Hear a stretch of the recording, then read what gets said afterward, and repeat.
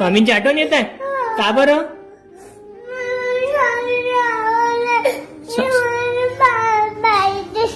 कोण पाहिजे तुला? स्वामी पाहिजे का बरं? काय झालं ग? काय झालं मला सांगतं? मला सांगतं आधी काय झालं? स्वामी अक्कलकोटला गेले आता?